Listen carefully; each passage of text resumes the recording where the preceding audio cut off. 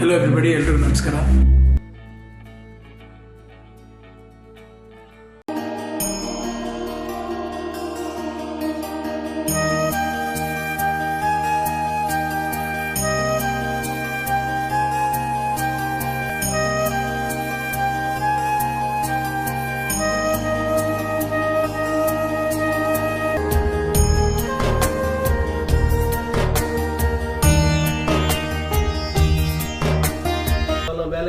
ಕೋಪಗೊಂಡು ರಾವಣ ಕತ್ತಿಯನ್ನು ಎಳೆದು ತನ್ನ ಹೊಟ್ಟೆ ಕರಳನ್ನು ಒಗೆದು ರುದ್ರವಣನ ಮಣ್ಣಿಡಿಸಿದಾಗ ಶಿವ ಮೆಚ್ಚಿ ಅವನಿಗೆ ಆತ್ಮಲಿಂಗವನ್ನು ಕೊಟ್ಟದ್ದು.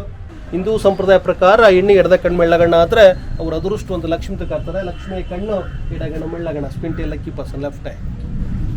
ನೋಡಿ, ಈಗ ನಾವು ಬೈಕ್ ಓಡಿಸ್ಬೇಕಾದ್ರೆ ಲಿಮಿಟ್ ಆಗ್ತೀವಿ ನೋಡಿ. ಶಿರಸ್ತ್ರಾಣ ರಕ್ಷಕ ಕವಚ ಹೆಡ್ ಗ್ಯೂಸ್ 12ನೇ ಶತಮಾನದಲ್ಲಿ ಸೈನಿಕರುಗಳ ಸುರಕ್ಷಣೆಗೋಸ್ಕರ ಎಲಿಮೆಂಟ್ ರಕ್ಷಕ ಕವಚ ಹೆಡ್ ಗ್ಯೂಸ್. ಒಂದು ನೀತಿ ಕಥೆ ನೋಡಿ, ಸುರಪಾನ ಅಥವಾ ಮದ್ಯಪಾನ ಸಹ 12ನೇ ಶತಮಾನದಲ್ಲಿ ಬಳಸ್ತಿದ್ರು.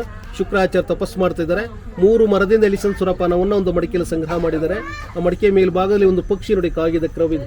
ಕನ್ನಡ ನಾಡಿನ ನನ್ನ ದರದು ನಾ ಕೇಳೋ ಕಥೆಯನ್ನ, ನಾ ಹೇಳೋ ಕಥೆಯನ್ನ, ಹೆಮ್ಮೆಯ ಪಡೆದ ಹೊಯ್ಸಳ ವಂಶ ಹುಟ್ಟಿದ ಕಥೆಯನ್ನ, ನಾಡನ್ನು ಕಟ್ಟಿದ ಕಥೆಯನ್ನ.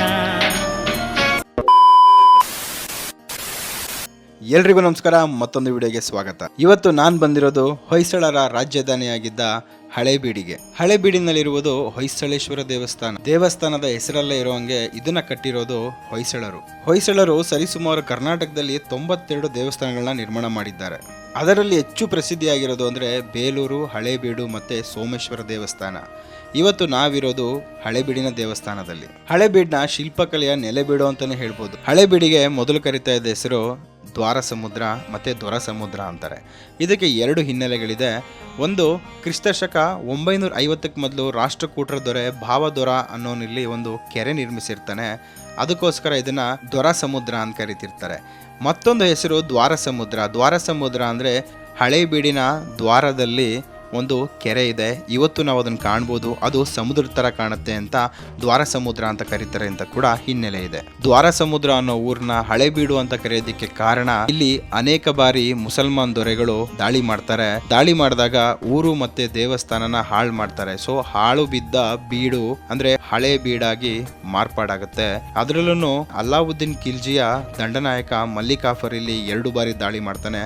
1310ರಲ್ಲಿ ಒಂದ್ಸಲಿ, 1326ರಲ್ಲಿ. ಅವಾಗ ತುಂಬಾ ವಿಗ್ರಹಗಳನ್ನ ಮತ್ತೆ ಊರ್ನ ಹಾಳು ಮಾಡ್ಬಿಡ್ತಾರೆ. ಹಾಗಾಗಿ ಇದು ಹಳೇಬೀಡಾಯ್ತು. ಹೆಸರು ಹಳೇಬೀಡಾದ್ರೂ ಇಲ್ಲಿನ ಶಿಲ್ಪಕಲೆಗಳು ನವನವೀನ, ನಿತ್ಯ ನೂತನ ಅಂತಾನೆ ಹೇಳ್ಬೋದು. ಈ ದೇವಸ್ಥಾನದ ನಿರ್ಮಾಣ ಆಗೋದು ಹೊಯ್ಸಳ ರಾಜ ವಿಷ್ಣುವರ್ಧನನ ಕಾಲದಲ್ಲಿ. ವಿಷ್ಣುವರ್ಧನನ ದಂಡನಾಯಕ ಕೇತುಮಲ್ಲ ಎಂಬುವನು ಈ ದೇವಸ್ಥಾನ ನಿರ್ಮಾಣನ ಮಾಡ್ತಾನೆ. ಕ್ರಿಸ್ತಶಕ 1121ರಲ್ಲಿ ದೇವಸ್ಥಾನದ ನಿರ್ಮಾಣ ಶುರುವಾಗುತ್ತೆ. ಸರಿಸುಮಾರು 190 ವರ್ಷಗಳ ಕಾಲ ಈ ದೇವಸ್ಥಾನನ ನಿರ್ಮಿಸೋದಕ್ಕೆ ತಗೊಂತಾರೆ. ನಿರ್ಮಾಣದ ಹಂತದ ಕೊನೆಯಲ್ಲಿದ್ದಾಗಲೇ ಮಲ್ಲಿಕಾಫರ್ ಇದ್ರ ಮೇಲೆ ದಾಳಿ ಮಾಡಿ ತುಂಬಾ ಹಾಳು ಮಾಡ್ಬಿಡ್ತಾರೆ. ಹೊಯ್ಸಳರು ತಮ್ಮ ದೇವಸ್ಥಾನಗಳನ್ನ ಕೂಟಗಳು ಅಂತ ಕರೀತಾರೆ. ಬೇಲೂರನ್ನು ಏಕಕೂಟ ಅಂತಲೂ ಒಂದು ದೇವಸ್ಥಾನ ನಿರ್ಮಾಣ ಮಾಡ್ತಾರೆ. ಹಳೇಬೀಡಿನಲ್ಲಿ 2 ದೇವಸ್ಥಾನ ನಿರ್ಮಾಣ ದ್ವಿಕೂಟ ಅಂತ ಕರೀತಾರೆ. ಸೋಮನಾಥಪುರದಲ್ಲಿ 3 ದೇವಸ್ಥಾನಗಳ ನಿರ್ಮಾಣ ಮಾಡಿ ತ್ರಿಕೂಟ ಅಂತ ಕರೀತಾರೆ. ಹೊಯ್ಸಳರ ರಾಜಧಾನಿಯಾಗಿದ್ದ ಹಳೇಬೀಡು ಈ ದೇವಸ್ಥಾನ ಕಟ್ಟೋದಕ್ಕೆ ಕಾರಣ, ರಾಜ ರಾಣಿಯರ ನೆನಪಿಗೋಸ್ಕರ ಕೇತುಮಲ್ಲ ಮಹಾನ್ ಶಿವಭಕ್ತನಾಗಿರ್ತಾನೆ. ರಾಣಿಯ ಹೆಸರಲ್ಲಿ ಶಾಂತಲೇಶ್ವರ ಅಂತ ಮತ್ತು ರಾಜನ ಹೆಸರಲ್ಲಿ ಹೊಯ್ಸಳೇಶ್ವರ ಅಂತ 2 ದೇವಸ್ಥಾನಗಳನ್ನ ಇಲ್ಲಿ ನಿರ್ಮಿಸಿರೋದು. ರಾಣಿ ಶಾಂತಲೆ ನಾಟ್ಯಕ್ಕೆ ಹೆಚ್ಚು ಪ್ರಸಿದ್ಧಿ ಪಡೆದ್ರಿಂದ ನಾಟ್ಯ ಶಾಂತಲೆ ಅಂತ ಕರೀತಾ ಇದ್ರು.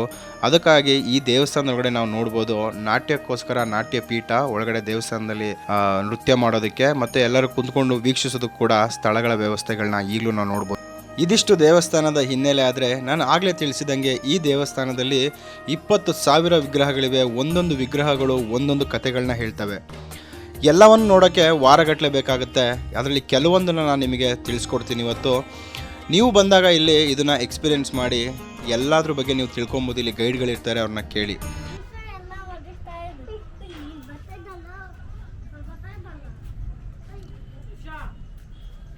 ದಶಕಂಠ ರಾವಣ ತನ್ನ ತಾಯಿಗೋಸ್ಕರ ಆತ್ಮಲಿಂಗವನ್ನು ಪಡೆದಕ್ಕೋಸ್ಕರ 100 ವರ್ಷ ತಪಸ್ಸು ಮಾಡ್ತಾನೆ.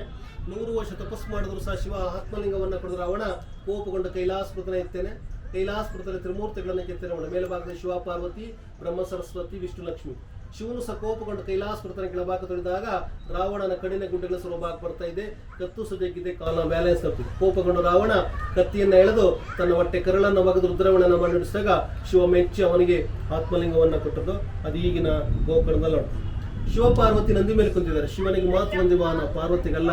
ಅದಕ್ಕೋಸ್ಕರ ನಂದಿ ಕೋಪದ ಮುಖದಲ್ಲಿದೆ, ಕಾಲು ಸಹ ಬೆಂಡ ಆಗಿದೆ, ಬಾಲರುಸೆ. ಪಾರ್ವತಿ ವಾಹನ ಸಿಂಹ ಅಥವಾ ಮುಂಗುಸಿ ಪಾರ್ವತಿ ವಾಹನ, ಶಿವನ ಮಾತ್ರ ನಂದಿ ವಾಹನ, ಪಾರ್ವತಿ ಇಲ್ಲ. ಅದಕ್ಕೋಸ್ಕರ ನಂದಿ ಹೋಗ್ತಾ ಇದೆ. ಅಷ್ಟಭುಜ ನಾಟ್ಯ ಗಣೇಶ ನೋಡಿ, 8 ಭುಜನ ಒಂದರ ಗಣೇಶ ನಾಟ್ಯ ಮಾಡ್ತಾ ಇದ್ದಾನೆ. ನಾಟ್ಯ ಮಾಡಬೇಕಾದ್ರೆ ಅವನು ಒಟ್ಟಿ ಕಟ್ಟಿರುವಂತಹ ಬೆರಡು ಸಹ ಕೆಳಭಾಗದಿಗೆ ನೋಡಿ ಗಂಟೆಗಳು ತೂರ ಆಡ್ತಾ ಇದೆ. ಇವನ ಲಂಬೋದರ ಅಂತಲೂ ಸಹ ಕರ್ತಾರೆ. ಕೈಯಲ್ಲಿ ಮೋದಕವನ್ನು ಹಿಡಿದ್ರೆ ಮೋದಕ ಪ್ರಿಯ ಅಂತಲೂ ಸಹ ಕರ್ತಾರೆ. ಗಣೇಶನಿಗೆ ಹೊಟ್ಟೆ ಮೇಲೆ ಒಂದು ಜನಿವಾರ ಇದೆ. ಗಣೇಶನಿಗೆ ಒಂದು ಜನಿವಾರ ಇದ್ದರೆ ಗಣೇಶ ಬ್ರಹ್ಮಚಾರ್ಯದ ಬ್ಯಾಚುಲರ್.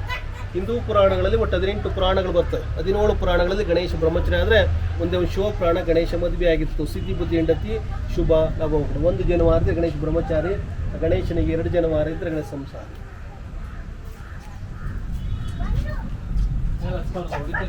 ಒಬ್ಬ ಅಪ್ಸರ ನೋಡಿ ಮೂಗಿ ಇಂಥ ಮುಕ್ತಿಬಾರ ಎನ್ನುವ ಹಾಗೆ ಅವಳ ಮಖಕ್ಕಿಂತ ತುರುಬಿಗೆ ನೋಡಿ 3 ಪಡೆದವರು ಸ್ಟೆಪ್ ಇದೆ. ಇದನ್ನ ನಾಗ್ಮುಡಿ ಸ್ಟೈಲ್ ಅಥವಾ ಅಜಂತಾ ಎ ಸ್ಟೈಲ್ ಅಂತ ಕರ್ತಾರೆ. ಅಜಂತಾ ಎಲ್ಲವರದಲ್ಲಿ ಹೆಚ್ಚಿನ ವಿಗ್ರಹಗಳನ್ನು ನೋಡ್ಬೋದು. ಬ್ರಹ್ಮ, ವಿಷ್ಣು, ಶಿವ, ಸರಸ್ವತಿ, ನಾಗರಾಜ, ನಟರಾಜ, ವೈಷ್ಣವ ಲಕ್ಷ್ಮಿ. ಲಕ್ಷ್ಮಿಯ ಕಣ್ಣು ಎಡಗಣ್ಣು ಮೆಳ್ಳಗಣ್ಣ ಇದೆ, ಮಾಲಗಣ್ಣು ಮೆಳ್ಳಗಣ್ಣು ಸ್ಪಿಂಟ್ ಆಗಿದೆ. ಹಿಂದೂ ಸಂಪ್ರದಾಯ ಪ್ರಕಾರ ಹೆಣ್ಣಿಗೆ ಎಡದ ಕಣ್ಣು ಮೆಳ್ಳಗಣ್ಣ ಆದರೆ ಅವರು ಅದೃಷ್ಟ ಅಂತ ಲಕ್ಷ್ಮಿ ಕರ್ತಾರೆ. ಲಕ್ಷ್ಮಿಯ ಕಣ್ಣು ಎಡಗಣ್ಣು ಮೆಳ್ಳಗಣ್ಣ, ಸ್ಪಿಂಟ್ ಲಕ್ಕಿ ಪರ್ಸನ್ ಲೆಫ್ಟ್ ಐ. ನೋಡಿ, ಈಗ ನಾವು ಬೈಕ್ ಓಡಿಸ್ಬೇಕಾದ್ರೆ ಲಿಮಿಟ್ ಆಗ್ತೀವಿ ನೋಡಿ. ಶಿರಸ್ತ್ರಾಣ ರಕ್ಷಕ ಕವಚ ಹೆಡ್ ಗ್ಯೂಸ್. 12ನೇ ಶತಮಾನದಲ್ಲಿ ಸೈನಿಕರು ಬಳಸುವ ರಕ್ಷಣೆಗೋಸ್ಕರ ಎಲಿಮೆಂಟ್ ರಕ್ಷಕ ಕವಚ ಹೆಡ್ ಗ್ಯೂಸ್. ನೋಡಿ, ಎಡಮುರಿ ಗಣೇಶ ನೋಡಿ, ಶಾಂತಿಯುತವಾದ ಗಣೇಶ. ಮನೆಟ್ಟೆಲ್ಲ ಪೂಜೆ ಮಾಡ್ತಾರೆ, ಏನೇ ತಪ್ಪನ್ನು ಚುಮ್ತಾರೆ ಎಡಮುರಿ ಗಣೇಶ. ನೋಡಿ, ಬಲಮುರಿ ಗಣೇಶ ಕೋಪಿಷ್ಟ ಗಣೇಶ. ಆ ಬಲಮುರಿ ಗಣೇಶನ ಮನೆಟ್ಟು ಯಾರು ಪೂಜೆ ಮಾಡಲ್ಲ. ಮನೆಟ್ಟು ಪೂಜಬೇಕು ಅಂದರೆ ದಿನಕ್ಕೆ 3 ಬಾರಿ ಸ್ನಾನ ಮಾಡಿ 3 ಬಾರಿ ನಿಷ್ಠೆಯಿಂದ ಭಕ್ತಿಯಿಂದ ಪೂಜೆ ಮಾಡಿ ಬಲಮುರಿ ಗಣೇಶ. ಮನೆಟ್ಟು ಯಾರು ಪೂಜೆ ಮಾಡಲ್ಲ, ದೇವಾಲಯದ ಮಾತ್ರ ಪೂಜೆ ಮಾಡ್ತಾರೆ. ಆ ಗಣೇಶನಿಗೆ ಹೊಟ್ಟೆ ಮೇಲೆ 2 ಜನಿವಾರ ಇದೆ ನೋಡಿ. ಗಣೇಶನಿಗೆ 2 ಜನಿವಾರ ಇದ್ದರೆ ಗಣೇಶ ಸಂಸಾರಿ, ಸಿದ್ಧಿ ಬುದ್ಧಿ ಹೆಂಡತಿ ಶುಭ ಲಾಭಮ. ಕೆಳಭಾಗದಿಂದ ಮೇಲ್ಭಾಗ 11 ಲೈನ್ 11 ಲೈನ್ಸ್ ಇದೆ. ಮೊದಲು ಆನೆಯ ಸಾಲನ ಕೆತ್ತನೆ ಮಾಡಿದರೆ ಆನೆ ಶಕ್ತಿಯ ಸಂಕೇತವಾಗಿ. ಹೊಯ್ಸಳ ಸಾಮ್ರಾಜ್ಯ ಆನೆಯಷ್ಟು ಶಕ್ತಿಯುತವಾಗಿದ್ರು. ಈ ದೇವರ ಸುತ್ತ 1248 ಆನೆಗಳಿದೆ, ಒಂದರಂತೆ ಮತ್ತೊಂದಿಲ್ಲ. ಸಿಂಹ ಶಿವರ ಸಂಕೇತವಾಗಿ, ಹೂ ಬಳ್ಳಿಗಳು ಅಲಂಕಾರ, ಸೌಂದರ್ಯ ಸಂಕೇತವಾಗಿ, ಕುದುರೆಗಳು ವೇಗದ ಸಂಕೇತ. ನೋಡಿ, ಶಕ್ತಿ, ಧೈರ್ಯ, ಅಲಂಕಾರ, ವೇಗ, strength, courage, beauty, horse power, speed. ಕೆಲವು ಪುರಾಣ ಕಥೆಗಳನ್ನು ಕೆತ್ತೆ ಮಾಡ್ರೆ, ರಾಮಾಯಣ ಮಹಾಭಾರತ ಕಥೆಗಳನ್ನು ಕೆತ್ತೆ ಮಾಡ್ರೆ ಇದು ಮಕರ ಪ್ರಾಣಿ, ಕಾಲ್ಪನಿಕ ಪ್ರಾಣಿ, ಬ್ರಹ್ಮನ ಅಂಶ, ವಾದ್ಯಗೋಷ್ಠಿಗಳು. ಮೇಲ್ಭಾಗದಲ್ಲಿ ಕೆಲವು ಕಾಮಸೂತ್ರಗಳನ್ನು ಕೆತ್ತೆ ಮಾಡಿದರೆ ನೋಡಿ. ಮೇಲ್ಭಾಗದಲ್ಲಿ ಗಾಳಿ ಬೆಳಕಿ ವೆಂಟಿಲೇಷನ್ ಜಾಲೆಂದರ್ ಇದೆಲ್ಲ ಸುತ್ತ ಇದು 11 ಲೈನ್ಗಳ ದೇವಾಲಯ ಸುತ್ತಲೂ ಸಹ ಕಂಪ್ಲೀಟ್ ಆಗಿದೆ. ಇಲ್ಲಿ ಒಂದು ಸಮುದ್ರ ಮತನ ಇದೆ. ರಾಕ್ಷಸರು ದೇವತೆಗಳು ಕ್ಷೀರಸಾಗರ ಕಡಿತಾರೆ ಅಮೃತಕ್ಕೋಸ್ಕರ ಮಂದಾರ ಪುರತನ ಕಡಗೋಲಾಗಿ ಮಾಡಿ ವಾಸಕಿ ಸರ್ಪವನ್ನು ಅಗ್ವಾಗಿ ಮಾಡಿಕೊಂಡು ಕ್ಷೀರಸಾಗರ ಕಡಿತಾರೆ. ಆ ಕ್ಷೀರಸಾಗರ ಕಡಿಬೇಕಾದ್ರೆ ಮಂದಾರ ಪುರತ ಮುಳುಗ್ತಾ ಹೋಗುತ್ತೆ. ವಿಷ್ಣುವಿನ 2ನೇ ಅವತಾರ ಕೂರ್ಮ ಹಾಮೆಯ ತಾರಲಿ ಬಂದು ಮಂದಾರ ಪುರತನ ಎತ್ತಿರೋದು. ಆ ಕ್ಷೀರಸಾಗರ ಕಡಿದಾಗ ಮೊದಲು ವಿಷ ಬರುತ್ತೆ, ಅದನ್ನು ಶಿವ ಕುಡಿತಾನೆ. ಅವನಿಗೆ ವಿಷಕಂಠ ಅಥವಾ ನೀಲಕಂಠ ಅಂತಲೂ ಸಹ ಕರ್ತಾರೆ. ಕೆಲವು ದಿನಾಲಕ್ಕೋಸ್ಕರ ಬರುತ್ತೆ, ಕೆಲವು ಅಮೃತ ಬರುತ್ತೆ. ನೋಡಿ, ದಾಳಿ ಮಾಡಿದಾಗ ತಲೆಗಳೆಲ್ಲ ಹಾಳಾಗೋಗಿದ್ದು, ದಾಳಿಗೆಲ್ಲ ಹಾಳಾಗಿದೆ. ಇಲ್ಲಿ ಒಂದು ನೀತಿ ಕಥೆ ನೋಡಿ. ಸುರಪಾನ ಅಥವಾ ಮದ್ಯಪಾನ ಸಹ 12ನೇ ಶತಮಾನದಲ್ಲಿ ಬಳಸ್ತಿದ್ರು. ಶುಕ್ರಾಚಾರ್ಯ ತಪಸ್ಸು ಮಾಡ್ತಿದ್ದಾರೆ. 3 ಮರದಿಂದ ಎಲಿಸನ್ ಸುರಪಾನವನ್ನು ಒಂದು ಮಡಿಕೆಯಲ್ಲಿ ಸಂಗ್ರಹ ಮಾಡಿದ್ದಾರೆ. ಆ ಮಡಿಕೆ ಮೇಲ್ಭಾಗದಲ್ಲಿ ಒಂದು ಪಕ್ಷಿ ನೋಡಿ, ಕಾಗಿದ ಕ್ರವಿದೆ. ಮನುಷ್ಯ ಕಾಗೆ ವಸ್ತು ಹನಿ ಹನಿಯಾಗಿ ಕುಡಿದ್ರೆ ಮನುಷ್ಯ ಆರೋಗ್ಯಕರವಾಗಿರ್ತಾನೆ. ಈ ಮಡಿಕೆನೆಲ್ಲ ಕುಡಿದ್ರೆ ಅವನಷ್ಟು ವಿಷಕರವಾಗಿದೆ. ಅತಿಯಾದಷ್ಟು ಸಹ ವಿಷಕರವಾಗಿದೆ. Too much too bad. ಅಮೃತ ಸಹ ವಿಷವಾಗಿದೆ. ದರ್ಶನಕ್ಕೋಸ್ಕರ ಅಷ್ಟದಿಕ್ಪಾಲಕರು ಬರ್ತಾರೆ ಅವರವರ ವಾಹನಗಳ ಮೇಲೆ. ಬ್ರಹ್ಮ, ವಿಷ್ಣು, ಶಿವ. ಐರಾವತ ಮೇಲೆ ಇಂದ್ರ, ಟಗರನ ಮೇಲೆ ಅಗ್ನಿ, ಕೋಣನ ಮೇಲೆ ಯಮ, ಮನುಷ್ಯನ ಮೇಲೆ ನಿರುತಿ, ಮಕನ ಮೇಲೆ ವರುಣ, ಜಿಂಕೆ ಮೇಲೆ ವಾಯು, ಕುದುರೆ ಮೇಲೆ ಕುಬೇರ, ನಂದಿ ಮೇಲೆ ಈಶ. ಅಷ್ಟದಿಕ್ಪಾಲ 8 ದಿಕ್ಕಿನ ದೇವತೆಗಳ ತ್ರಿಮೂರ್ತಿಗಳ ದರ್ಶನಕ್ಕೋಸ್ಕರವಾಗಿದೆ. ಭಾರತದಲ್ಲೇ ಹಲವಾರು ನದಿಗಳನ್ನು ಕಾಣಬಹುದು. ಅದರ ಪುರಾತತ್ವ ಇಲಾಖೆ ಪ್ರಕಾರ 7 ನದಿಗಳನ್ನು ಗುರುತು ಮಾಡಿದೆ ಗಾತ್ರ ಮತ್ತು ಎತ್ತರದಲ್ಲಿ. ಮೊದಲ ನಂದಿ ಆಂಧ್ರ ಪ್ರದೇಶದ ರೇಪಾಕ್ಷಿಯಲ್ಲಿದೆ, ಫಸ್ಟ್ ನಂದಿ. 2ನೇ ನಂದಿ ತಮಿಳುನಾಡಿನ ತಾಂಜಾವೂರಿನಲ್ಲಿ ಇದೆ. 3ನೇ ನಂದಿ ಚಾಮುಂಡಿ ಬೆಟ್ಟ. 4ನೇ ನಂದಿ ಬೆಂಗಳೂರು ಬಸವನ ಬುಲ್ ಟೆಂಪಲ್. 5ನೇ ನಂದಿ ತಮಿಳುನಾಡು ರಮೇಶ್ವರಂ. 6, 7 ಹೊಳೆ ಬಿಡು ನೋಡಿ. 6ನೇ ಸ್ಥಾನ ಎತ್ತರಲಿ 7ನೇ ಸ್ಥಾನ. ಅದು 9 ಅಡಿ ಇದೆ, 8 ಅಡಿ. ಆ ಭಾಗದಲ್ಲಿ ಹೊಯ್ಸಳೇಶ್ವರ ಆನಂದ ಕೆತ್ತನೆ ಮಾಡ್ರೆ, ಬಾಲ ಶಾಂತಲೇಶ್ವರದಿಂದ ಕೆತ್ತನೆ ಮಾಡ್ರಿ. ಆದ್ರೆ ಅಲಂಕಾರ ಸೌಂದರ್ಯದಲ್ಲಿ ನಂದಿ ಭಾರತದಲ್ಲೇ ಪ್ರಥಮ ಸ್ಥಾನ. ಕನ್ನಡಿಯಿಂದ ಒಳಪನ್ನ ಕೊಟ್ಟಿದ್ದಾರೆ, ಮಾಡಲಿಕ್ಕೆ ಮಿರರ್ ಪಾಲಿಸ್. ಕನ್ನಡಿಯಿಂದ ಒಳಪಿದೆ, ರಕ್ತನಾಳಗಳು, ಮುಗಿನ ರಂಧ್ರಗಳು, ಹೊಳೆಯುವಂತ ಕಣ್ಣು, ಕಿರೀಟ, ಗೆಜ್ಜೆ ಹಾರ, ಉಳಿನ ಹಾರ, ಗಂಟೆ ಸರ, ಚರ್ಮ ಸುಕ್ಕುತನೊಂದು ಸಹ ಸುಂದರ ಕೆತ್ತನೆ.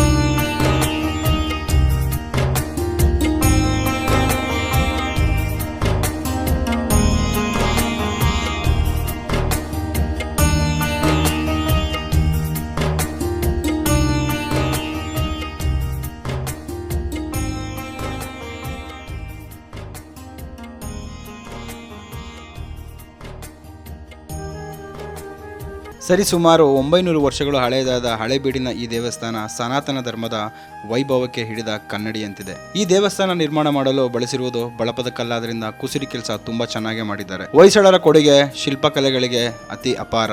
ಇಂಥ ಒಂದು ಭವ್ಯ ದೇವಸ್ಥಾನದ ಮಾಹಿತಿನ ಅತಿ ಕಡಿಮೆ ಸಮಯದಲ್ಲಿ ತಿಳಿಸೋದಕ್ಕೆ ನಾನು ಪ್ರಯತ್ನ ಪಟ್ಟಿದ್ದೀನಿ. ನಿಮ್ಮ ಅನಿಸಿಕೆನ ಕಮೆಂಟ್ಸ್ ಮುಖಾಂತರ ತಿಳಿಸಿ. ವಿಡಿಯೋ ಇಷ್ಟ ಆದರೆ ಲೈಕ್ ಮಾಡಿ, ಶೇರ್ ಮಾಡಿ, ಸಬ್ಸ್ಕ್ರೈಬ್ ಮಾಡೋದನ್ನ ಮರಿಬೇಡಿ. ಮತ್ತೆ ಮುಂದಿನ ವಿಡಿಯೋದಲ್ಲಿ ಸಿಗೋಣ. ಧನ್ಯವಾದಗಳು.